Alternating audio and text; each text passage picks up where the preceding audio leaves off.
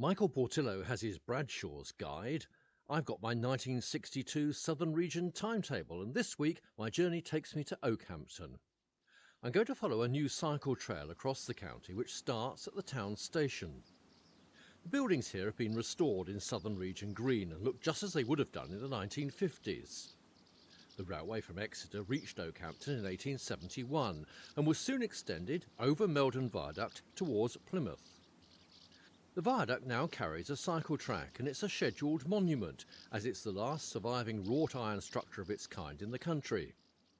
Here on the edge of Dartmoor we're 200 miles from Waterloo Station in London, and this is the site of Halwill Junction where in 1879 the Devon and Cornwall Railway opened a line running northwest from here to Holsworthy. Cycling along the new path I'm now 3 miles from Meldon on what's now called the Pegasus Trail. The first station on the line was Madderford Moor Halt for Thornton Cross.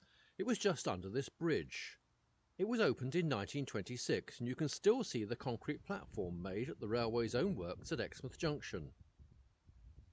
Parliamentary approval to build the line from Okehampton towards Bude was first obtained in 1865, but construction never started.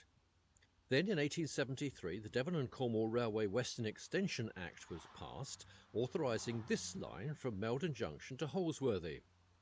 The company was soon purchased by the London and South Western Railway, and work started on the single track in 1875.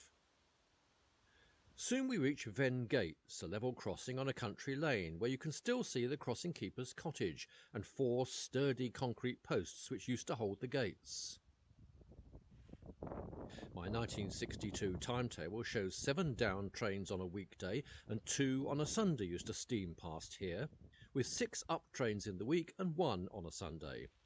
Most were of 2 portions, 1 from Padstow and 1 from Bude.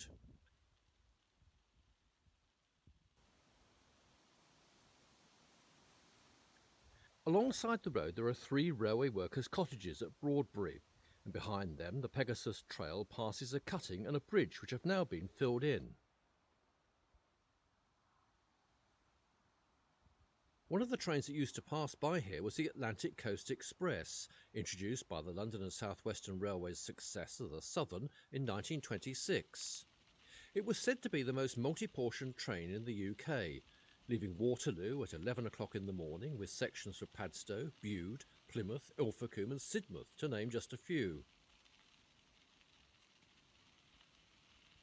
The Pegasus Trail now leaves the railway and we go on to country lanes again, and this is the next station at Ashbury, almost 206 miles from Waterloo. It's now a private house, but it used to serve the hamlet of Ashbury and the village of Northloo. Trains were now approaching Halwill, and here the track bed has been turned into a nature reserve. Very little remains to show there was a railway here. The old signpost, and then further up the road the village sign with the railway sleepers making a flower bed below it. Housing now covers the station's site, with the man who coaled the route in 1966 still remembered. In 1886 Halwill became a junction when the North Cornwall Railway to Launceston was constructed. Another line to Torrington was added in 1925. Where once there was a substantial goods yard and a turntable, now there's only a gradient post. And where there was once a level crossing, only a small panel of railway fencing remains. But just up the road, the Junction Inn is still serving pints and pies to weary travellers.